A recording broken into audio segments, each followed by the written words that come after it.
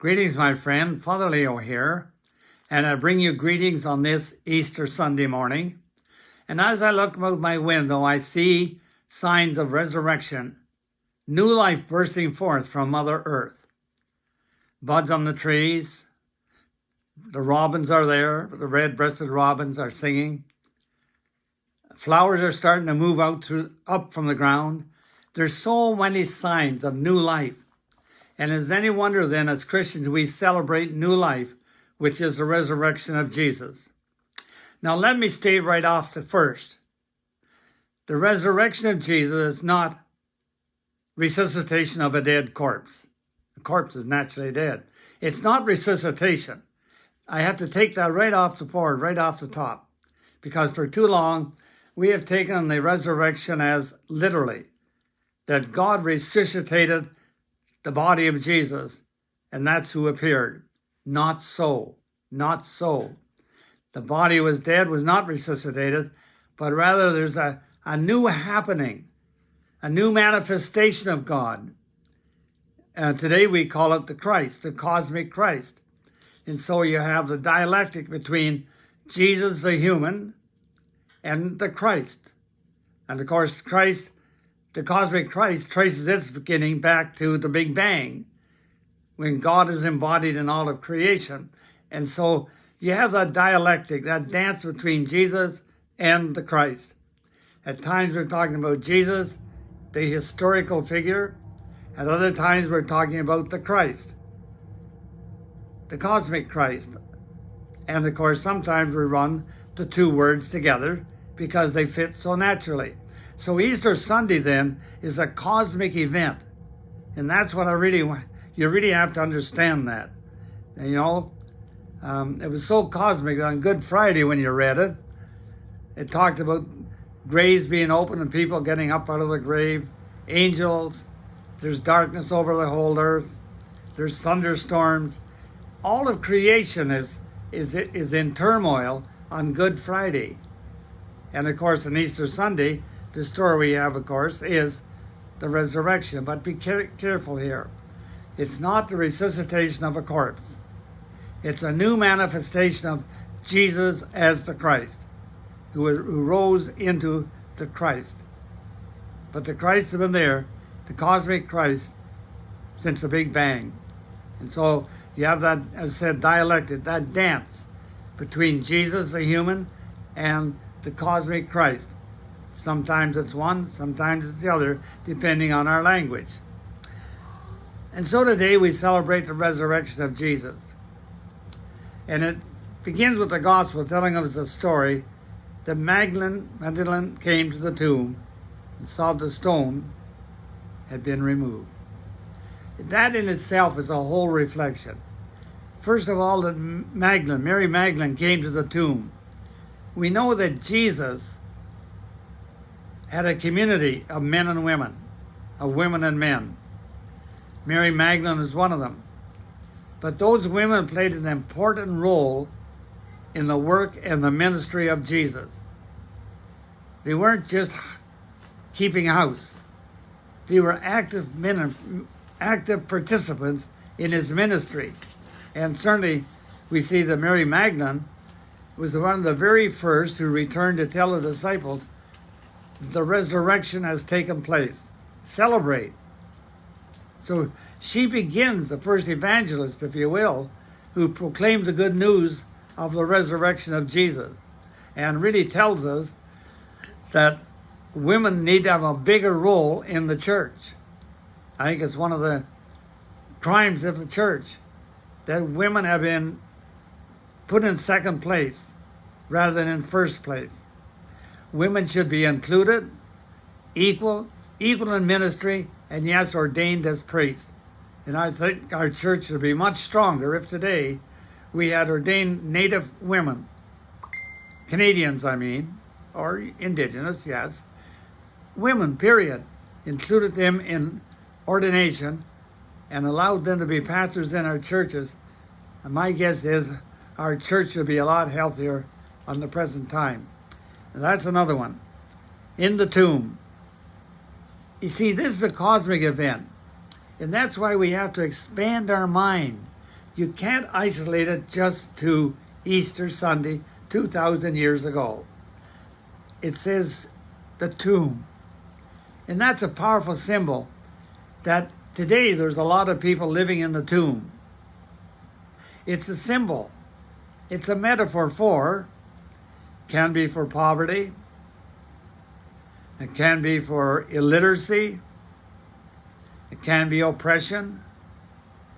It can be injustice and lies, systemic evil, addictions. There's so many words that metaphor tombs point to. The grave. It points to the grave, the tomb. So many of them which stifle the life of human beings. And not just human beings, stifle the life of animals, stifle the very life of the earth itself.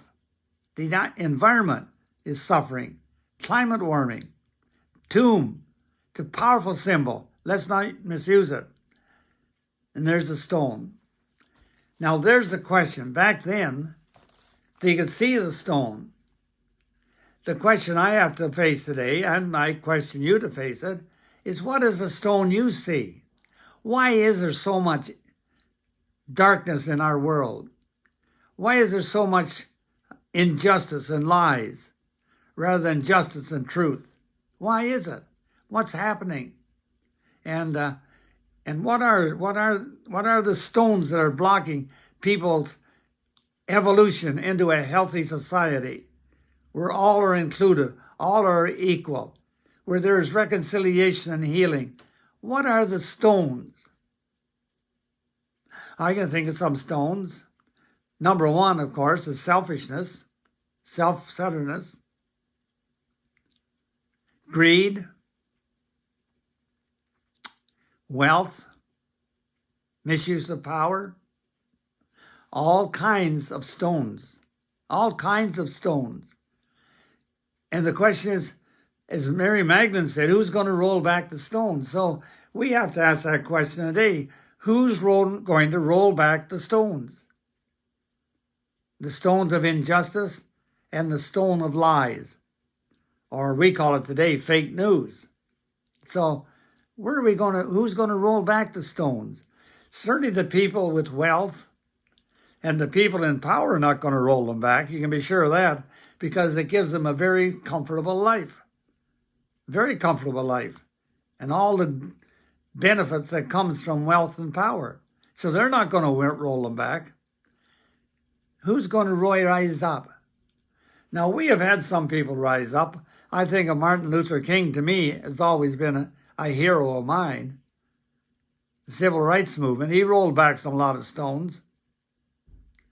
Archbishop Romero in El Salvador rolled back a lot of stones. They both got themselves killed for it, though.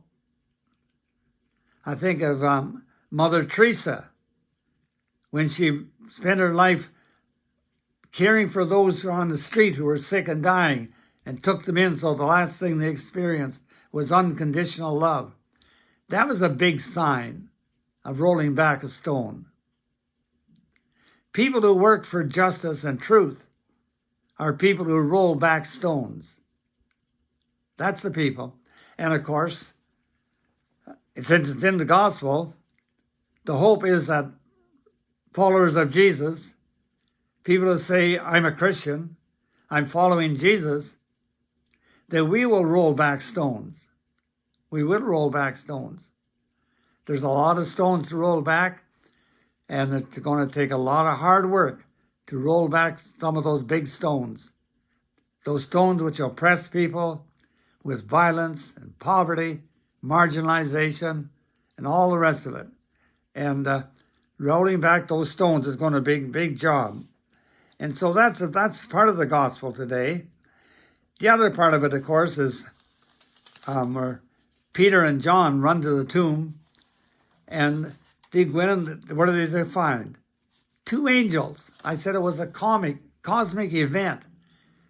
Angels showed up. That's unusual. And of course, then, as they said to Magdalene, why are you weeping? And maybe that's a good question to leave it at today. Are we weeping? Are we weeping? I think we have to be aware and have a lot of empathy, a great deal of empathy if we're going to weep. Suffering, I think the best you can say, it's part of creation. Suffering is part of creation. There are many aspects of creation. Suffering is one of them. Sometimes it's small suffering, sometimes it's large suffering. I think of all the people being killed in the Ukraine and all the Russian soldiers, their families at home, dying in the battlefield. Man, oh man, talk about suffering. And closer to home, we have the poor and the marginalized. And even, I think, we have to keep in mind the wealthy and the powerful. They too, living in their darkness, they're blind. They need to have their eyes open to see, to really see and have some empathy for the poor and the marginalized. And so to weep, there's a lot of weeping needs to be taking place because we know there's a lot to grieve. There's so much suffering in the world, so many losses, letting go, deprivation. So be able to weep in that sense of feeling empathy, where we are willing to feel our own pain and allow ourselves to weep, to stand with others who are weeping, to stand in others in solidarity with those who need to have companions on the journey, and not just by throwing money at them, but relationships. There's a key to it. Sometimes we get off too easy by contributing money or whatever and think, well, there now I've done my job. Well, you have, and that's wonderful. But I really think it's more than that. I think it says Jesus is standing there, standing in solidarity with people, holding their hand, embracing them, helped them to feel the warmth and the love of our heart, hands on hands, embracing, hugging, really standing there and entering into their pain. So pain shared. The Proverbs tell us that a burden shared is a burden cut in half.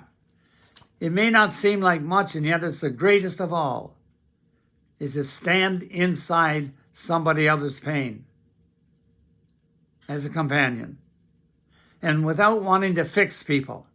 You see, that's the problem we're liable to get into, the whole idea, we'll all fix people. People don't want to be fixed. They want to be loved. They want to be respected.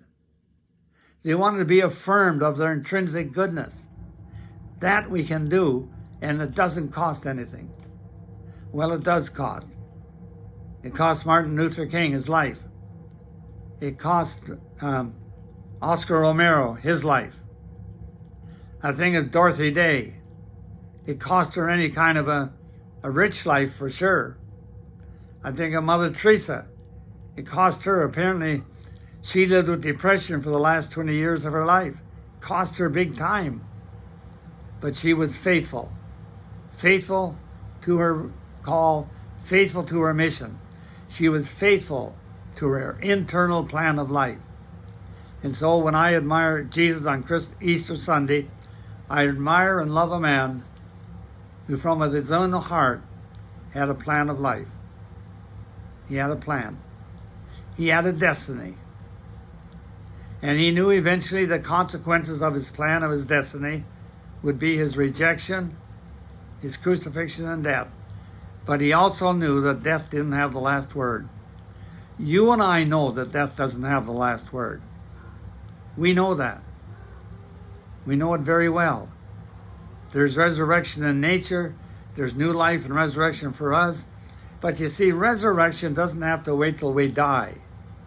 It can happen today, tomorrow, in the here and the now, when stones are removed and people are set free, where there's reconciliation, where there is healing, where there are authentic, genuine faith community, where people are truly relationships, building relationships which are healthy and life-giving. There's where you experience. There is where you see resurrection. You see, resurrection is not an idea. It's not an idea. It's a happening. It's a happening that happens over and over again. Maybe in our own life, we experienced resurrection several times as we grow and mature, as stones are rolled back within ourselves, and we have a greater freedom to be free who we truly are and to follow our true path in life. And it may cost us, not necessarily money, cost us in so many different ways, but nevertheless, we'll be true to ourselves, true to our destiny. And if you and I and people of the world would be true to our destiny, then the world would know resurrection, and we would see a new world, a new creation, or the Bible called it a new Jerusalem. To you, today on Easter Sunday, I wish you a blessed and happy Easter, and pray that the Easter message will be a message that comes alive in your heart and soul, and you and all of us together become Easter people, people of the resurrection, people of new life, people with a new way of living, faithful followers of the Jesus, but faithful followers of his teachings. Remember the Bible, Jesus said, not everyone who says to me, Lord, Lord, but those who do the will of God. Jesus never said, worship me. He said, I'm doing the will of God. Imitate me. Discover the will of God for you and do it. That's what I want from you. That's what the risen Christ wants from all of us, that we discover the inner God within ourselves, our inner path of life, and then we actually live it as best we can with the help of God's grace. God bless, and I wish you and your family a blessed and happy Easter day. God bless.